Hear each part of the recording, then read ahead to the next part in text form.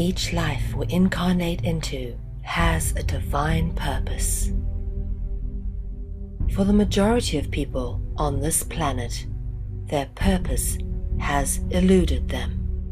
We have become so distracted with the struggle to survive that we have forgotten what we are here to do. In alignment with the sacred laws of nature, the ultimate purpose of all existence is to create and evolve. We certainly do not incarnate into life with the intention to destroy. And yet, we have come to live in a very destructive world. As a result, there are many out there who feel lost or adrift, whilst knowing deep down inside that something is very wrong with their reality. Many people wish they could do something of value, anything that is purposeful, instead of having to submit to a system of slavery in order to survive. It is important never to let go of that feeling. That is your soul crying out to you, telling you that your life has value and that you do indeed have a purpose. The most important thing you can do in life is to recognize your purpose, and often that requires a lot of soul searching. Life indeed dishes out some pretty tough challenges, which will either move you closer towards your purpose path, or will give you great training for when you finally realize what it is that you came here to do. But more often than not, the very clues about your life's purpose are hidden in plain sight, woven into the very fabric of our existence. But we are so easily distracted by irrelevant details that don't really matter, that often we miss the very obvious right in front of us. It is because of our willful ignorance of anything that does not fit our preconceived ideas that the truth about the nature of our reality is so readily hidden in plain sight.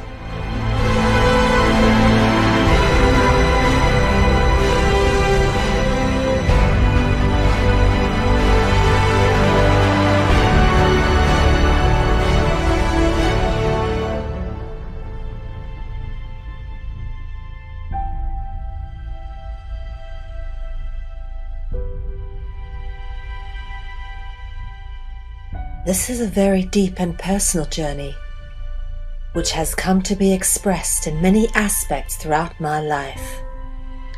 This is not just an attempt to retell a bunch of research and pass it off as my own, for I am very grateful and openly acknowledge all the many wonderful people that I have been given the opportunity to work with and to learn from in order to get to the point where I've come to know what I now know.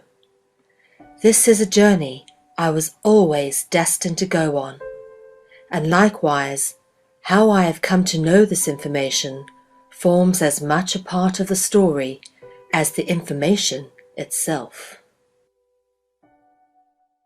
Your life. Hello, good evening, everybody. My name is Mel V, and this is Conscious Consumer Network Live. And if you tuned in, that means you've tuned into Dragonology. This, of course, is season 2, and we have moved on to episode 7. And it seems to be going rather fast, but it's been a lot of work to put these series together. So if you have missed out on anything, please do go back and watch the previous series of Dragonology season 1, as well as episodes 1 to 6 of season 2. And it'll help you catch up with where we are and where we're going.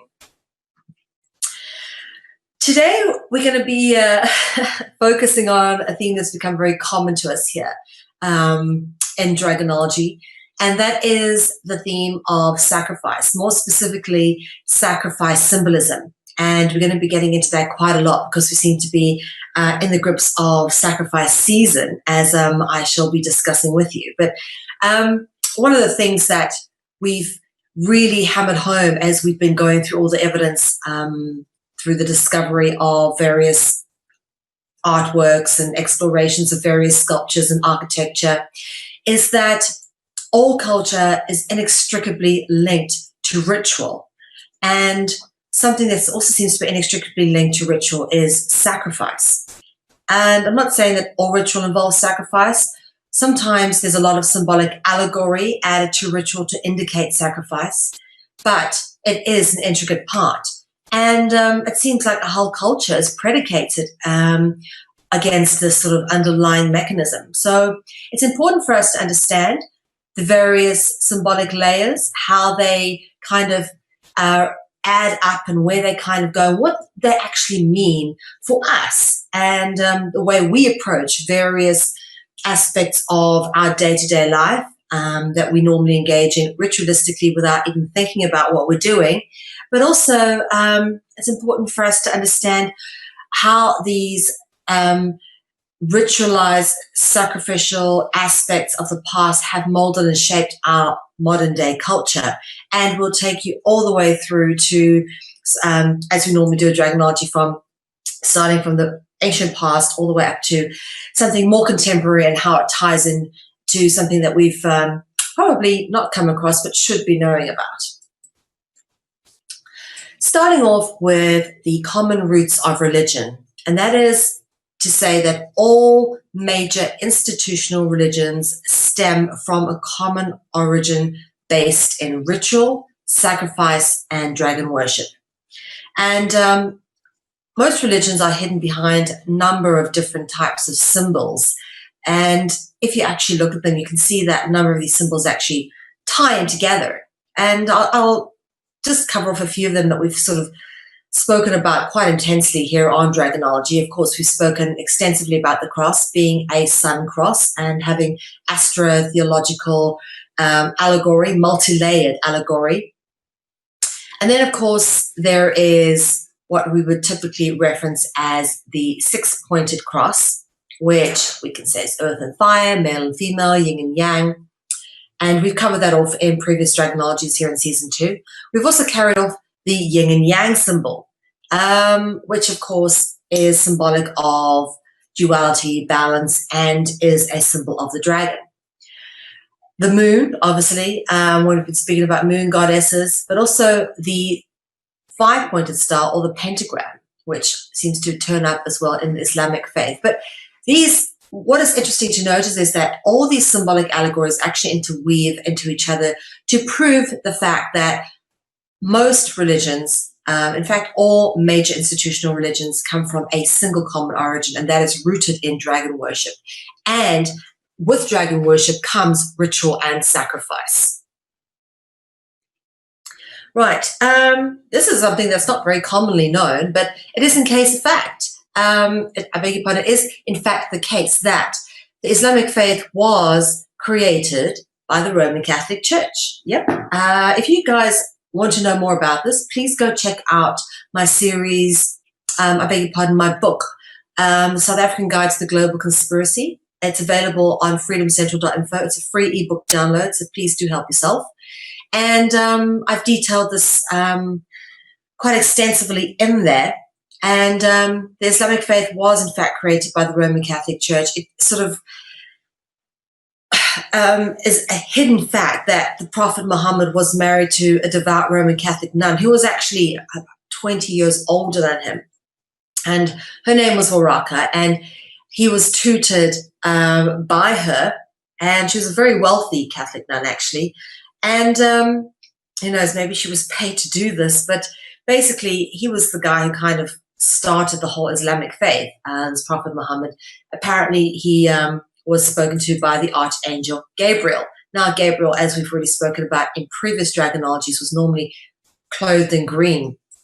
And he took tutorship from Gabriel, who actually also turns up in the Christianic religion and mythology. So again, we see the crossover, and Islam isn't something that's come out of an organic faith that sprung out of it. It really is just another religious hybrid that was started to play a role of what we've come to know under the term of controlled opposition. So they control the opposition, but the opposition got out of control and they felt the need to cull them back, which obviously resulted in things such as the Crusades and whatnot. Now, the Islamic faith really do practice ritual sacrifice, and we are at present in the middle of the festival of sacrifice, being Eid, one of the holiest festivals and rituals of the Islamic faith. And basically, the festival of sacrifice honors the willingness of Abraham, which the Islamic or Muslim or Arabic way of saying Abraham is Ibrahim. And basically, Abraham's sacrifice of his son Isaac, which to the Arabic or Islamic faith is known as Ishmael. So Ishmael was Isaac, Isaac was Ishmael, Abraham was Ibrahim. You see how this goes. But there's a lot of sacrifice. And if you were watching Roundtable on Monday night, you would have heard Lisa and Dee talk about goat season in Morocco, because Dee, of course, is based in Morocco. And she talks about goat season. Now, goat season is where everyone goes and they buy their goats and they obviously sacrifice them. And it's a real unpleasant affair. But nonetheless, this is what goes on. And this is what this whole festival is in veneration of. It honors the willingness of Abraham to sacrifice his son Isaac, or as the Muslims would say, Ibrahim sacrificed his willingness to sacrifice his son Ishmael. Again, here, as you've spoken about with the starting slide, is that all religions have a common origin, and you can see this very much in this particular festival of sacrifice, because it honors a tradition which turns up both in the Judaic and Christian traditions as well. We've spoken a great deal in previous Dragonologies, particularly this season, about Abraham and Isaac. So please do go back and watch it if you haven't been following along, because the allegory to this is extremely important for you to understand. As we say, the festival of sacrifice is basically about this particular story where Abraham was ordered to sacrifice his only son, Isaac, but an angel intervened, saying that Abraham had proven that he feared God, and as a result, he no longer had to sacrifice his son.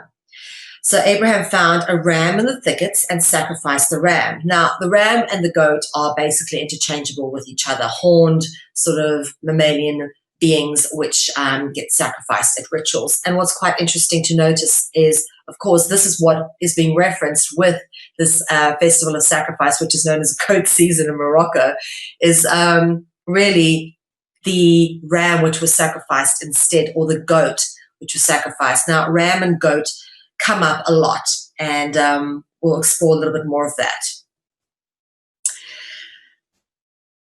But for now, we're going to go down this particular route, which is that the names of Isaac, we've dealt with this in previous Dragonologies as well. There were several evolutions, or I should say predecessors of the name Isaac. Isaac's obviously how it's written now, and it's how we've come to understand it being saying, but it was also known as Zadok or Tzedek, written like this.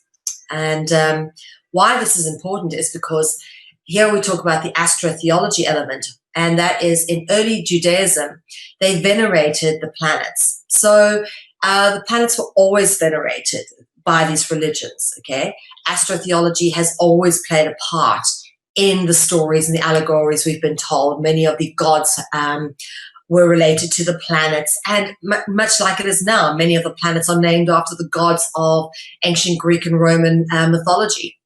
So it's only natural that in early Judaism, they venerated the planets and listed Tzedek, who was in fact Isaac, okay, is another name for Isaac, Tzedek as the highest father. They list Tzedek as the highest father, and Tzedek was actually what we know as Jupiter in the solar system.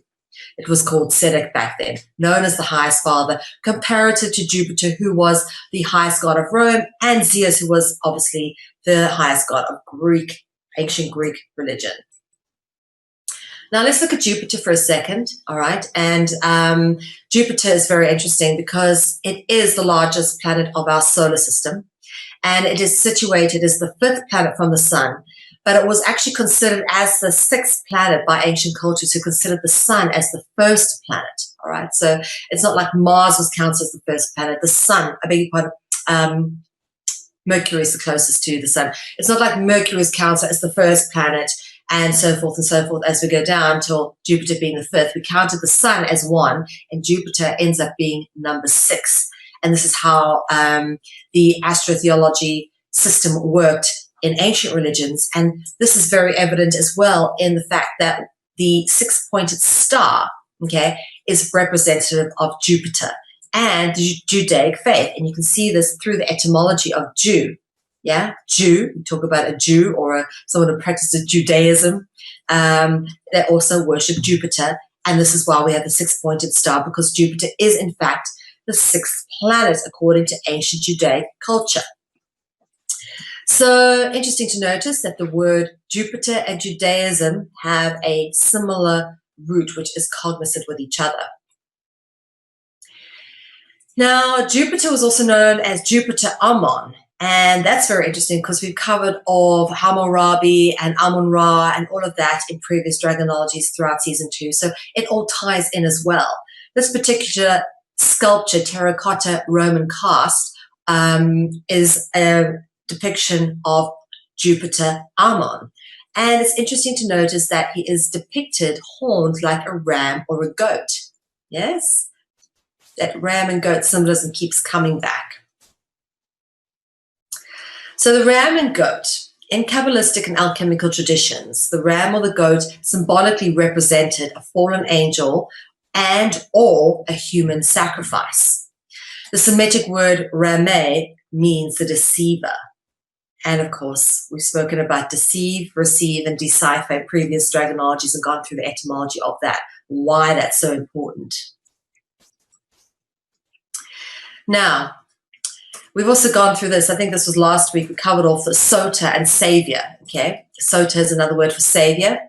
And the role in Islamic and Christian traditions of the Sota or the Savior, okay, Sota being Greek for Savior, the role is reversed. We've spoken about how the paradox, contradictions, and duality is a very common theme of Dragonology that keeps coming back up. Very evident here.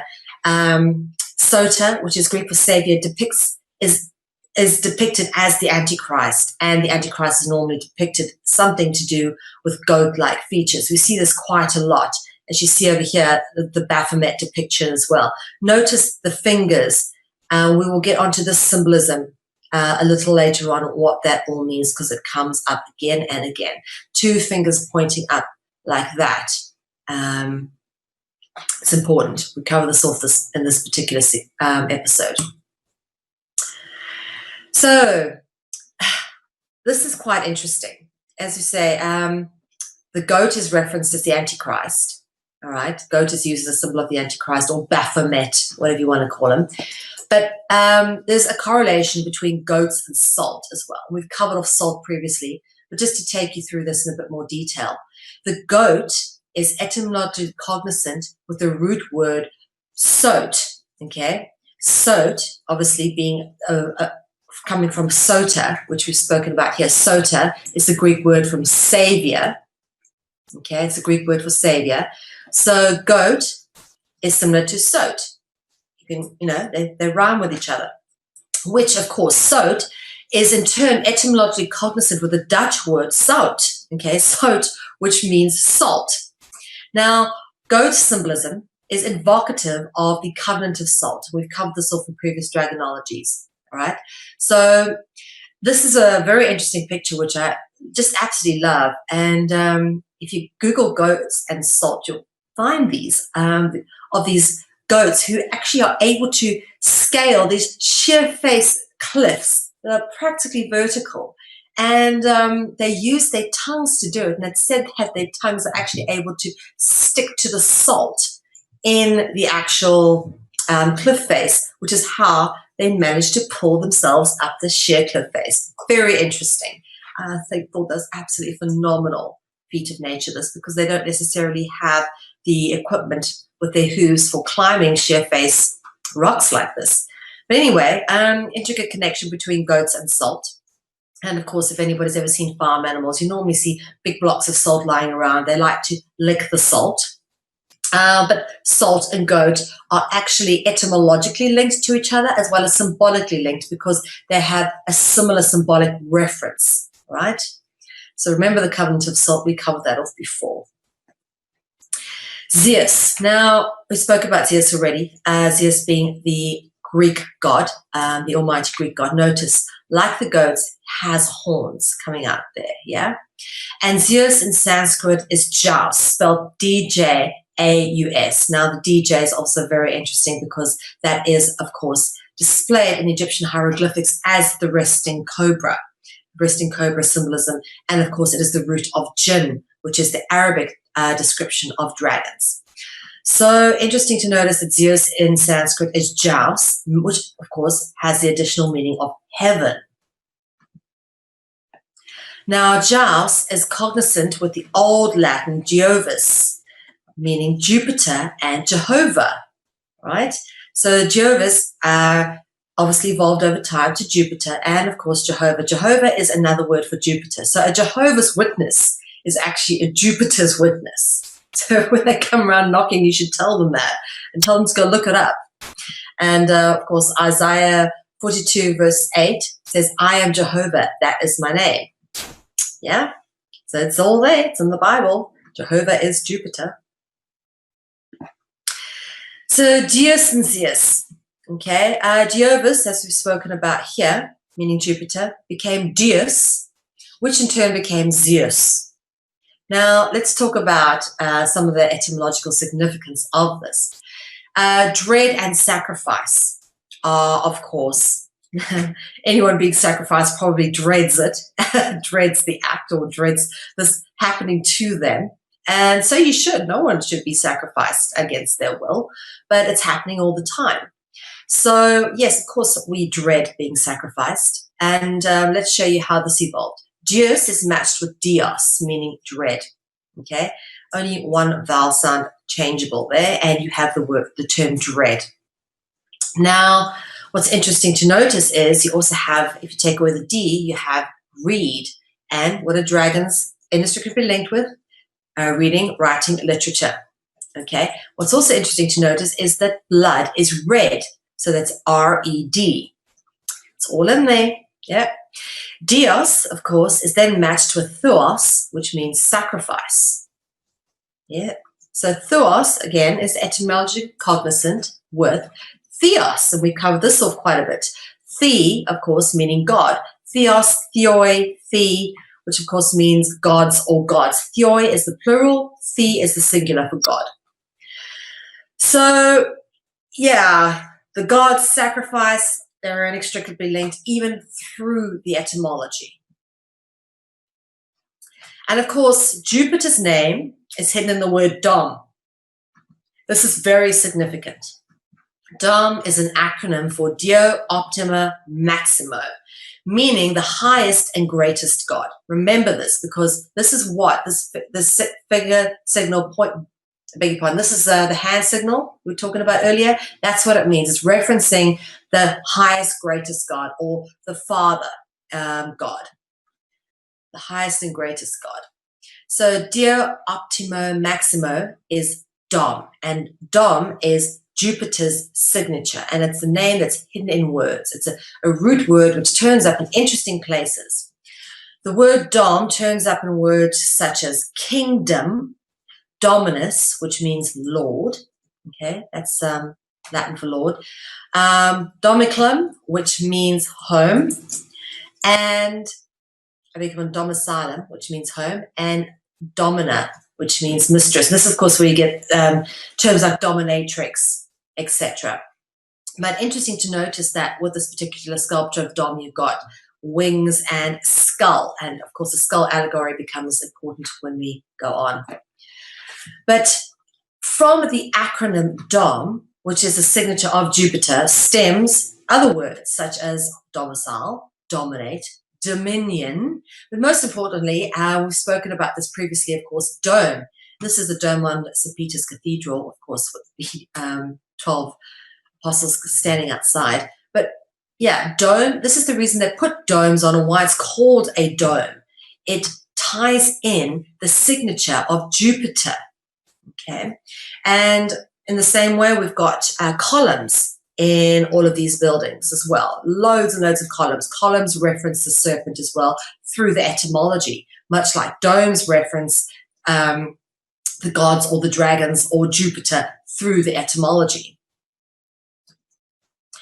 And of course, from the word dom, we get the word dame and damsel. And this is part of this picture, Dame Edna. Couldn't resist, but yeah. So dame and damsel come from the word dom, which of course is the signature of Jupiter. And this is where we get onto the feminine aspect.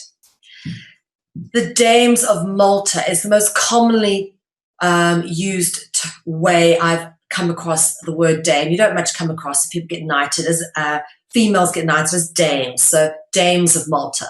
And the dames of Malta are known as the cult of the Black Virgin. That's what they are. Okay, the dames of Malta are nothing more than the cult of the Black Virgin, also known as the Black Madonna. Now, this is an old picture of the dames of Malta. Very interesting to notice is the skull. The skull that we see over here as well. And remember the skull because we come back to it.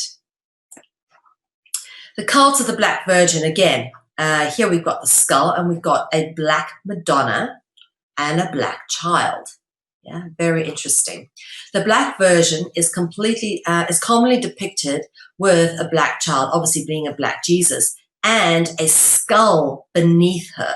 Okay, so the skull keeps coming up. Here's some more pictures of the Black Madonna, often depicted with scars on the face. But notice the aureola, or I beg your pardon, the halo. These are halos because they're around the head. And here we go again with it's a depiction of Jesus with the fingers like this. Yeah, you see that? Fingers pointing like that. Here we go again. And of course, the Black Madonna in this particular depiction is holding an orb. And that becomes significant as we go through this as well. Here we show the hand sign of Jesus indicating the ruling Father or the highest Father, which again, we see the fingers there of the Black Madonna and the Black Jesus. Same here, Black Madonna. We know it's a Black Madonna because of the scars on the face, even if they're not that dark. But normally you notice that they're depicted a lot darker than the sort of more Caucasian Madonnas. But again here, same hand signal, this again. Black Madonna, Black Virgin, and Queen Elizabeth holding the orb. So this is quite common depiction of the Black Madonna holding the orb. And Queen Elizabeth is often depicted holding the orb. And as we showed you here, here's another depiction of the Black Madonna holding the orb. Very interesting that. Because, of course, Queen Elizabeth II is, in fact, a Dame of Malta.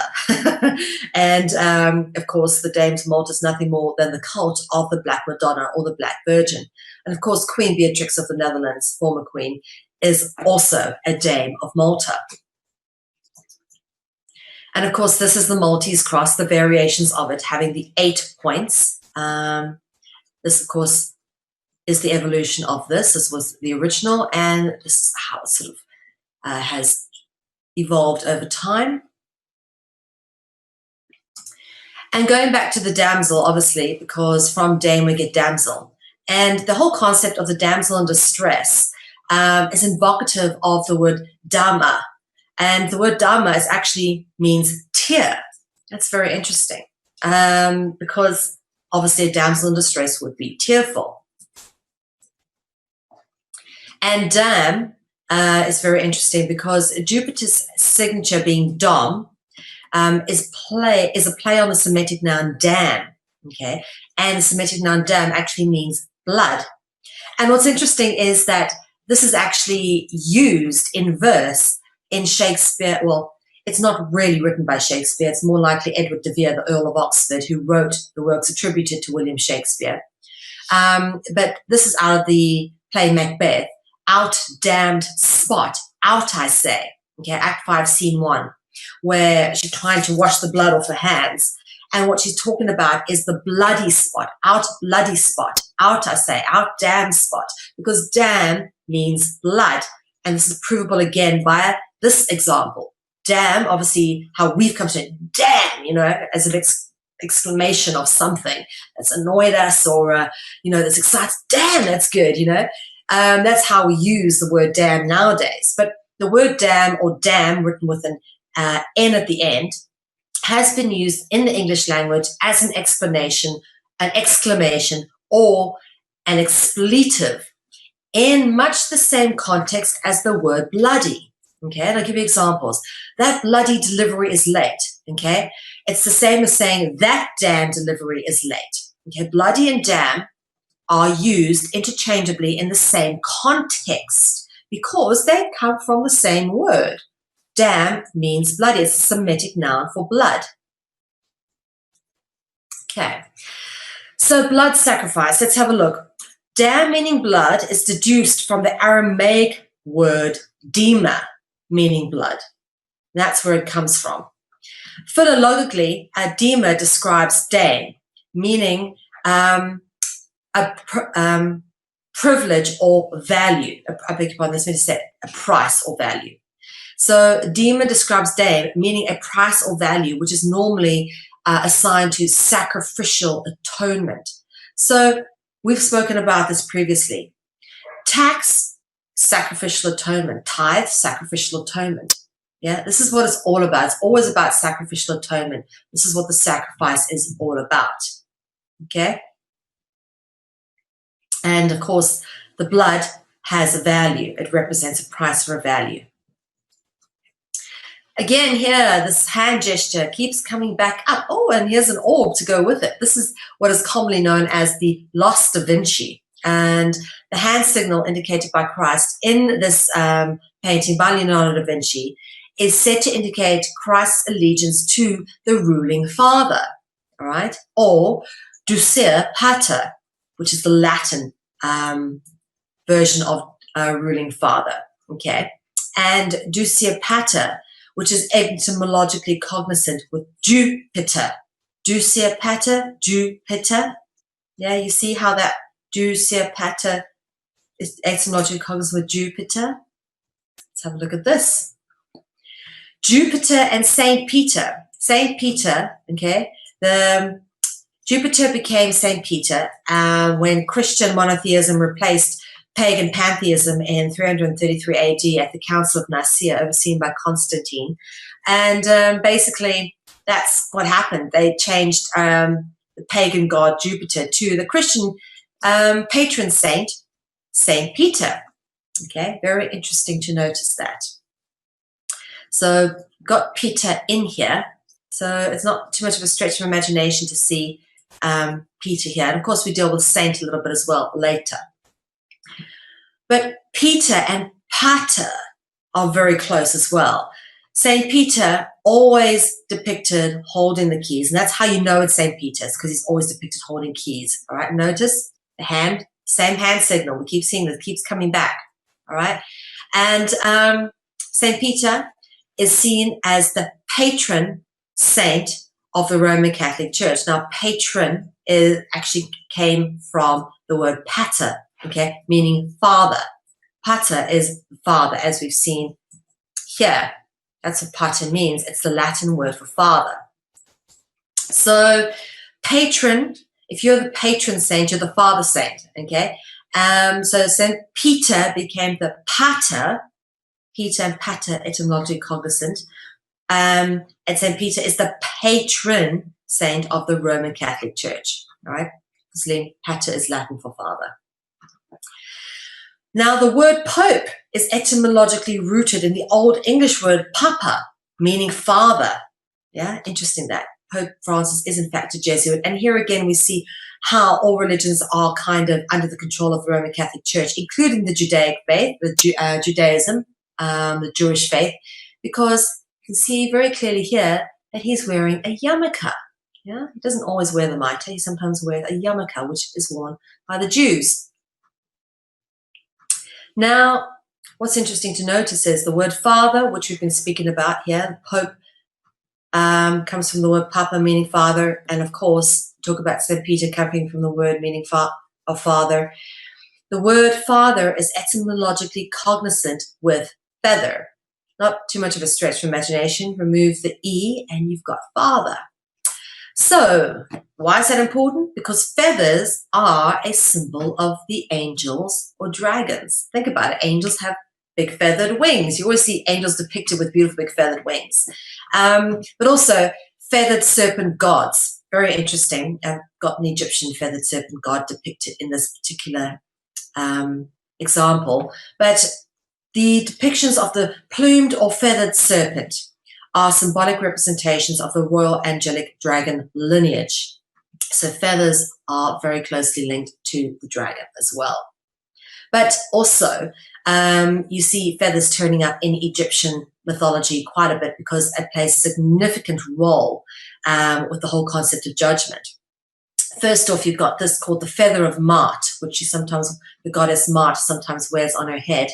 But also Mart is depicted as being winged or having feather wings like that.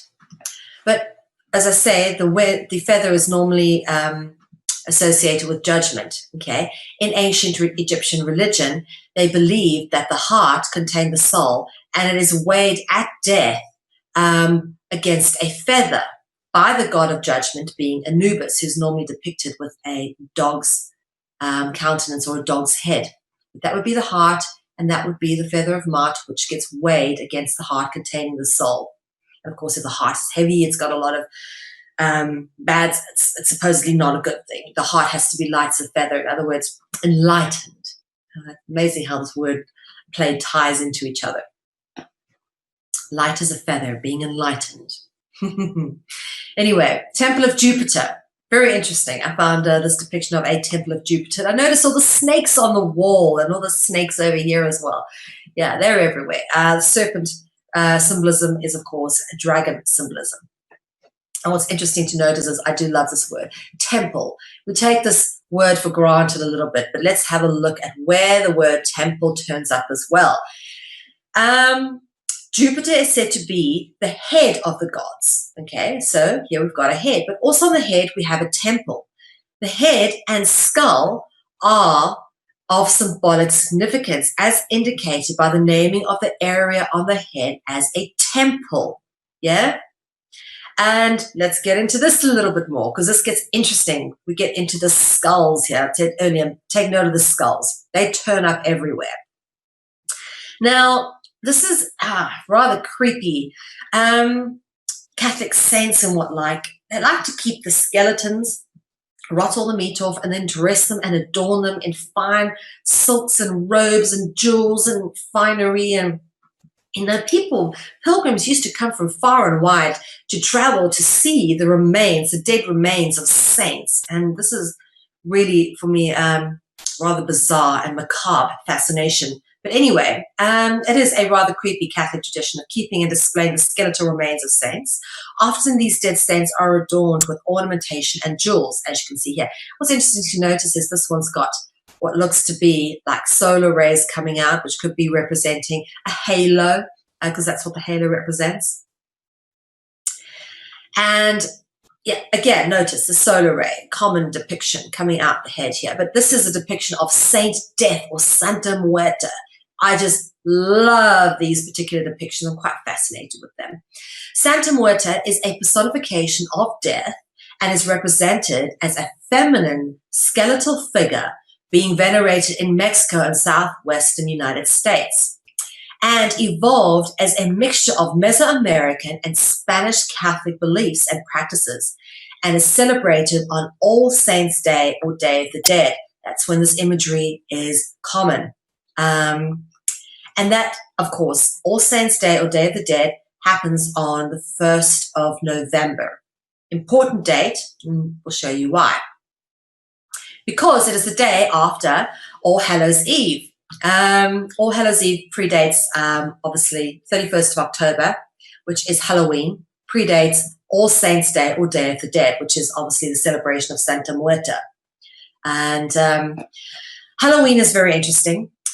We cover this off quite a bit. As we say, Halloween, also known as All Hallows Eve or All Saints Eve, is celebrated on the 31st of October, which is the eve before the 1st of November. Like we have Christmas Eve, and then we have Christmas Day. You have the same thing as Halloween, All Saints Eve, and then All Saints Day. And one of the common depictions for Halloween is symbolically represented quite often with pumpkins, which are known as jack-o'-lanterns if you cut them out and put little candles inside them. I quite like doing that. It looks really pretty. But what's interesting to notice is that Halloween is inextricably linked in with the harvest ritual and festivals.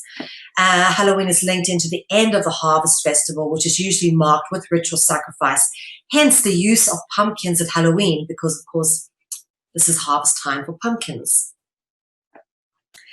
And Santa Muerta is commonly depicted with owls, which turn up quite a lot. We've spoken about owls extensively. Or holding the skith, which, much like the Grim Reaper, is indicative of harvest, which is that over here. And here's some more depictions of Santa Muerta, all adorned and dressed up with beads and pictures of loved ones who've died, all sort of strange traditions. Interesting to see here, she's depicted standing on a moon like a moon goddess, like you sometimes see Mary standing on the moon. Look, here's the skull again, and this time she's totally surrounded by, not a halo this time, but an aureola, which is a full body halo with sunlight rays that come out of it. Very interesting. So you see all the symbolism keeps coming back. It's just interpreted in very interesting and unique ways. Now, what's interesting to notice is the words saint, Santa, and Satan come from the same root group of words, yeah? And there's a reason for that. Anyway, cultic death figures. Interesting to notice how similar Santa Muerta, the feminine version, is, as well as the Grim Reaper. They're very, very similar to each other, both depicted with these long skits, and both skeletal. Of course, Santa Muerta is the feminine version of the Grim Reaper. And we've dealt with the Grim Reaper quite a few times in previous Dragonology episodes. He does come up again and again. And here's an example of Santa Muerta veneration. You see some devoted Mexicans taking Santa Muerta figurines out into the street. Here they go. This is the Santa Muerta parade. And this is in a shopping mall. You notice there's money pinned to her garment, and flowers placed at her feet. Lots of veneration of Santa Muerta. And of course, Santa Muerta is where you get these little guys from, these sugar skulls. And sugar skull culture is rife at the moment. It seems to be very, very trendy. Anyway, sugar skulls are made from sugar clay and are brightly decorated. And sugar skulls are a traditional treat originating in Mexico or from Mexico, which is usually made to celebrate All Saints Day or Day of the Dead, which happens on the 1st of November. And these sugar skulls have really taken on a life of their own in terms of the design and the different colors and representations that they've kind of been reinterpreted into. Here's a few of them. I just absolutely love sugar skull designs. Very fond of them. But here's an interesting, they've really been made particularly trendy in fashion. So this is an example of how cultic symbolism and iconology gets translated into fashion and then made popular and pushed onto popular culture so that we adopt these cultic aspects, even though we don't really understand or know what they're all about. But this is typical sort of sugar skull cultic iconology and makeup. Yeah. And here's some more. I just think they're absolutely beautifully done. And myself being a makeup artist, I've got great appreciation for this. Also a former model. So yeah, never myself got my face painted up like this, but I sure think it is pretty. And it really, you can see how the dragons do put a glamour on things, because it's easy to sell the sort of cultic tradition to young kids, but, making it look so glamorous. Anyway. You see the sugar skull designs turning up absolutely everywhere. Very pretty here on a beautiful black and white bag. Really lovely. And look at this, very colorful jumper. I'm sure Biggie would love that. But yeah, they turn up absolutely everywhere. Very trendy at the moment. Here's another example of the trend turning up on a swimsuit and a tattoo of a sugar skull. Very interesting. Yeah, very popular sugar skull tattoos. I see a lot of these guys these days all over the show. Now, this whole adornment or decoration or jeweling of skulls is an ancient tradition. It goes way back, okay? Here's a discovery of a skull. You can see that these are shells put in the eyes, an extension for the nose. That's not part of the original skull. And these aren't the original teeth. In fact, this is jade, which has been overlaid or put onto a skull. And this thing was probably totally covered. This is the remains of an artifact which was found in a tomb, the Monte Alban tomb number 7. And yeah, this turns up in a lot of different places. Here we got a jade human skull mask. We've spoken a lot about theater and masks and stuff, and they turn up quite a lot. Now, here's a mask made from human skull with the back removed and lined with deer skin. Okay, and this artifact was obviously meant to be worn as a mask and used in ritual theatrical traditions. And this particular mask is meant to represent, if I can say this, Tezcatlipoca, one of the Aztec gods of creation. Interesting that, yeah? Now, this is, I tell you, I was living in London when Damien Hirst made this interesting little number. Damien Hirst is a very famous artist, absolutely initiated, without a doubt. Famous for pickling cows and all sorts of animals and calling it art. Well, he found a very old human skull, I think it's over 100 years old, and he decided to stick diamonds all over it. And it's a platinum skull set with diamonds. This is one of Damien Hirst's most important and widely recognized works. Its raw materials define it as an artwork of unprecedented scale.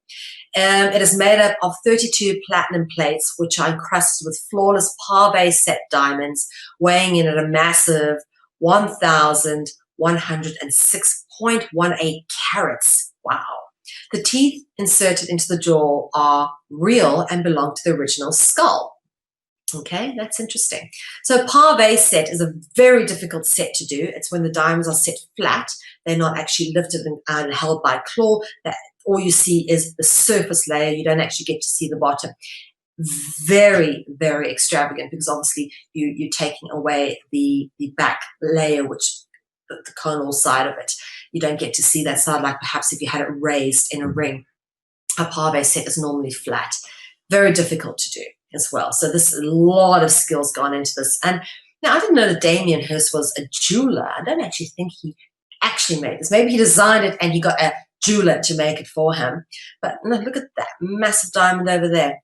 Anyway, this, interestingly enough, was purchased by a private organization, probably a cultic ritual organization. I can't remember, $10 million or something like that. But they didn't disclose the name of the organization that purchased it, just saying a private organization has purchased this artwork. Yeah, I bet they use this in rituals. Anyway, talking about skulls, this is quite a common depiction, skulls and crosses, and we spoke about this earlier. This is a Maltese cross. This is a very common depiction for biker gangs and such like, such as the Hells Angels. And yep, the Hells Angels are controlled by the Jesuits, and this is something most people don't actually know. And this shouldn't be such a surprise to you if you know that obviously the Roman Catholic Church and the Jesuits control the mafia and what is known as the Mafia Commission. Okay? Organized crime is and always has been controlled by the Vatican via its army of Freemasons, Knights, Jesuits, and of course the global intelligence network which the Vatican controls. It controls Mossad, it controls the CIA, it controls the British Intelligence Service, it controls all of them. Okay, I love this little piece here because it's common knowledge now that organized crime is part of the government. Love this little boy saying, "Dad, I'm considering a career in organized crime," and Dad goes, "Government or private sector?" Because, yeah, of course, government has organized crime. The government is an institution of organized crime. That's how it manages to keep humanity enslaved. Now, very interesting, the Mafia Commission were made up of an all-Italian Catholic ancestry. And they basically, the original Mafia Commission of 1931, ran the illegal booze during Prohibition. They still do run Las Vegas. They currently also run the illegal drug trade. We have the CIA to thank for the world cocaine trade. And they run the global arms trade. And of course, this is all sanctioned by the Vatican, and mafia bosses are usually knighted, right? And you can go check out, here's some homework if you haven't seen the films The Godfather. Very long and drawn out, but there is, I think it's Godfather 3 at the very beginning, where you actually do see Al Pacino being knighted into a Knight of Malta, or into the Knight Orders in the Roman Catholic Church. And yeah, really well worth watching them to see all the allegory in them. What I do love is this puppet allegory, because this is very true. These guys are merely puppets for a bigger power. Anyway, The Devil's Advocate, also well worth seeing, because obviously Al Pacino gets knighted in the beginning of one of the films. I think it's Godfather 3, but he's also in this film called Devil's Advocate. Well worth a watch. Many commonly recognized themes related to Dragonology, so that is your homework, guys. Please do go check out Devil's Advocate and the Godfather series. Tying an organized crime into all of this, occult practices of pirates. The pirates were in fact run by Freemasons, who were initiated into the occult mysteries. All the pirates and the pirate kings, the pirates of Penzance, all of them were practicing rituals and summoning demons. This is why we've got this, pirate series that Disney have done with such a dark, macabre undertone to it, because it's not terribly far from the truth. These kind of things were going on. And of course, we've spoken about the rule of parlay before, and how parlay ties into dragon etymology, and the parlay is inextricably linked with the pirates. Pirates were seagoing equivalent of the modern day Mafia Commission, and they were actually controlled and sanctioned by the Freemasons, although not officially recognized by the government. Oh, those damn pirates, secretly they were, backing them through their various secret organizations. And it's the same for the Mafia Commission. The government, the mafia, the mob, oh, that's bad. We don't endorse, organized crime. But secretly, the same people that control the governments control the Mafia Commission. It's how it's always worked. It's no different then to the way it is now. Now, the pirate flag is, funny enough, what is it depicted with? The skull. Known as a Jolly Roger, it's normally depicted with skull and crossbones as its emblem. And the skull, the bones are normally put into a cross shape going diagonally like that. Now, the diagonal crossbones are actually known as a saltire. Interesting word, saltire. Let's have a look at this one. So the cross and the saltire, this is a cross and this is a saltire, yeah? The saltire is a cross with the lines crossing diagonally. So basically, that's what a saltire is, a cross, but instead it goes diagonally, instead of vertically and horizontally. The word saltire contains the root word salt, okay, indicative of the covenant of salt. We've spoken about this already, previous Dragonologies and tonight. So again, this etymology and symbolism ties in. The symbolic significance of salt is a repeating theme when it comes to Dragonology. Saltus, of course, references the female vagina, symbolic of the matriarch's divine union with heaven and, of course, angelic dragon array. We've covered this off in great detail through the covenant of salt in previous Dragonologies. Go back and watch if you're not sure about that. Anyway, skull and crossbone symbolism turns up in some very interesting places. Let's have a look. The Totenkopf, which of course is German for death head, the Totenkopf being used for the German secret society of the SS, which was the sort of secret elite army of Hitler's. They all used to dress in black, and they all wore this emblem. And of course, the secret Yale University society known as the Skull and Bones, which is depicted like this with the numbers 322 underneath, is said to be chapter 322 of this secret society, which has German origins. Interesting.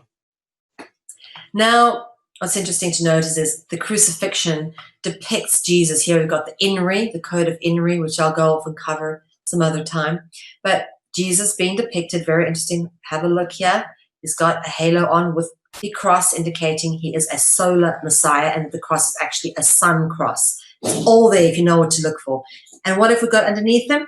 Well, we've got a skull. Yeah, very interesting. Mary and Joseph obviously being depicted as well as holy people, and that's very interesting as well because, as you know, the halo depicts people who are holy or of the dragon bloodline. Now, the death head turns up with crossbones here underneath Jesus, and this is quite a common depiction. You'll see this quite a lot. And you know, when people think like, "Oh, this is a very nice scene," Jesus on a cross, they've been brainwashed into glamorizing it, but it's not. It's all depicting ritual sacrifice, and this is indicated, you know, very much by the fact that you do normally have this obsession with the skull turning up in Catholicism and Christianity. The adoption of the death head or totem calf is linked to traditions of Christ's crucifixion at Golgotha. Okay, now Golgotha actually has an interesting significance here because Golgotha, the Greek noun Golgotha, is written as Guguleth in Hebrew and originates from the Aramaic word Gulgulta. Yeah, Gulgulta actually means skull. That's what this word means. Gulgulta means skull. And this is a depiction of, it's an artwork of Jesus's crucifixion at Golgotha. All right. And what you have in the background looks like a skull in the rock face, which is interesting to notice because this actually exists. Yeah. The skull in the rock face of Golgotha. So Golgotha comes from the word Gulgulta, which means skull, and which is why you always have these depictions of Jesus above a skull because Christ's crucifixion took place at Golgotha, which has a skull depiction in the rock face. Yeah. Very interesting that. So we spoke about the temple and the head, obviously earlier, a lot of allegory. But this is taken a step further. Temple or forehead, okay? Masdar is the Arabic noun for temple or forehead. All right, talk about the temple of Jupiter and the head and, you know, all of that symbolism coming through with the skull. But to take it one step further, Masdar is deduced from the old Semitic phrase masdar, meaning to harm a child, indicative of sacrifice. So, you know, it doesn't matter which language you go to, it's all there. It's all hidden in the allegory. And this is very interesting because what we've been looking at, obviously, here is heads, yeah? Skulls, skull. We talk about skulls, yeah, and skulls, Jolly Roger. So there's been a lot of skull talk. The head, obviously the temple, spoken about that, referencing like a church or the temple of Jupiter, why it's associated with the head. But this is where it gets interesting, okay? I want to point out something that's turns up quite a bit, and that is the word for head, which is kaput. And we've dealt a lot with Ophiuchus over the course of doing Dragonologies, and Ophiuchus is the 13th astrological sign of the zodiac, normally the hidden zodiac, and Ophiuchus is the serpent bearer, and Ophiuchus is depicted holding serpents, okay, and serpents is divided into two parts, serpens caput and serpens cauda, okay, serpens caput with reference to the head part of the constellation of serpents. Serpents is actually one constellation. Despite us being divided into two parts, it's actually one constellation, but it's divided into serpens caput and serpens cauda. Serpens caput being the head side of serpents, being that side. Now, the head symbolism in etymology is very significant, okay? Because the Latin word caput, yeah, which we've spoken about here, which is the head of serpents, the Latin word caput means head, right? And that turns up as the root of Capitoline Hill, which was the citadel of the earliest Romans. That's where you actually found the Temple of Jupiter, but it's actually moved to Vatican City now. But that's really, it was called Capitoline Hill, and one of the 7 hills of Rome, and it was the earliest citadel of the Romans. And which is very interesting to know is that the city of Washington used to be known as the city of Rome before they changed the name. So interesting to notice that the White House building is actually on Capitol Hill in Washington, which is in the District of Columbia. Notice the domes and columns as well, which turn up in the Vatican. Obviously, the dome, we've spoken about that, spoken about columns as well, previous Dragonologies and why they're significant. And you'll see it turning up at all buildings of pagan, cultic, or cult or ritual significance. And this is very significant because guess what? This building, the White House over here, is right here, okay? At this bottom point of this pentagram, which the roads around the White House are designed to form a pentagram, with the bottom pointing to Capitol Hill, which is where the White House is. Yeah, that's where the head is, Capitol Hill. What's interesting to notice about, we talk about the head, and if you want to take the head away from the body, it would be called decapitation. Now, decapitation rituals are so old and so common and so prevalent in just about every culture you come across, okay? This is Christianic art. You can tell that by the fact that they've depicted them with halos, and you can see this is saints being decapitated. Yeah, obviously holy people being decapitated here. But also notice this, you've got these Vedic depictions of decapitation and blood drinking. Very interesting, yeah? So it's decapitation rituals go way back. Nasty stuff. Anyway. And of course, one of these symbols of decapitation rituals sort of has come to be in the form of the headless horseman, which originate from Celtic folklore and is said to be a headless fairy or dragon or fae or angel. Fairies are, we've spoken a lot about fairies, but said to be a headless fairy riding a black horse. When he stops riding, death occurs. When he calls out a name, that person immediately dies. There are a lot of similarities between the Grim Reaper and the Headless Horseman in terms of the sort of function that they serve. And what's interesting to notice is the Headless Horseman is commonly associated with Halloween, which we've already dealt with.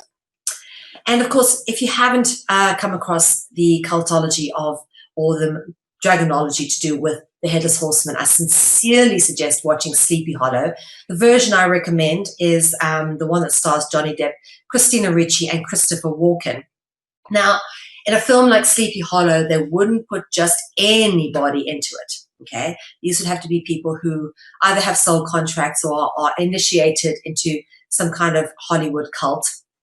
But please do go watch it. Beautifully done. Really one of my favorite films.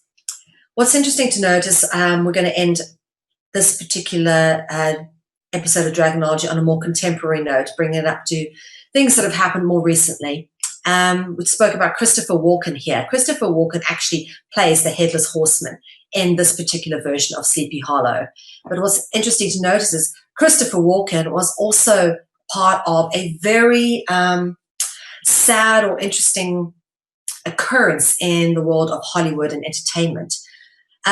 Christopher Walken was on the boat the day that actress Natalie Wood mysteriously drowned in 1981, whilst on a boat called the Splendor, which was actually owned by Natalie Wood and her husband, Robert Wagner. Now, Robert Wagner had married Natalie twice. Natalie was quite a promiscuous lady, got around quite a bit, but so did Robert Wagner. And Robert Wagner went on to become famous for his series called Heart to Heart, but that was after Natalie Wood died.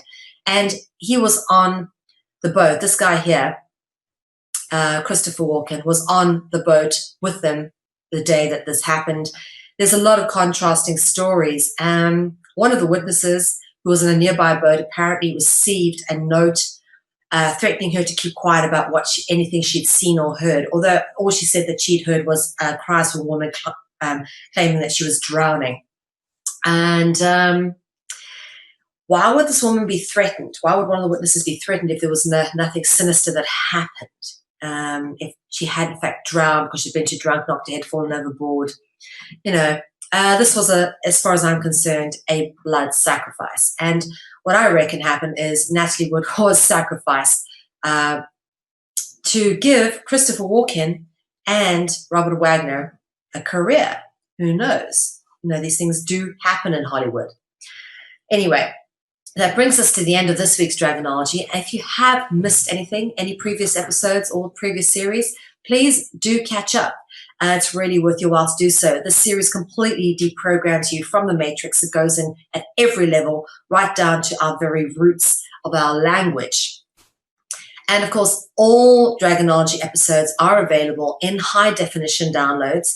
So please, guys, support free and independent media by getting a high definition download for €5 per download at Ethymarket, or you can become a monthly pledger for €10 a month and get free and unlimited access to all of Conscious Consumer Network's high definition downloads, which are all available at ethymarket.com. So please do go and download a high definition version of any previous Dragonology episodes you may have missed. And for any other broadcasts, please check out our broadcast guide, which is updated weekly.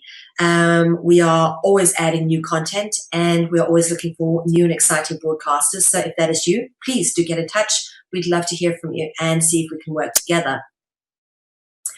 And of course, all of our details are available on our website, consciousconsumernetwork.tv. So please go to our website, check out everything there, and keep supporting Conscious Consumer Network, because we need to raise a total of $60,000 to keep this network on the air for 2016, and we have 3 months left of this year. So guys, please help us support this network. It is a truly free and independent platform. It is not controlled by corporate interests. We have no advertising, no corporate controls, no government controls. This is a platform dedicated to truly free and independent media. And the only way we can do this is by public support, because this network ultimately belongs to you.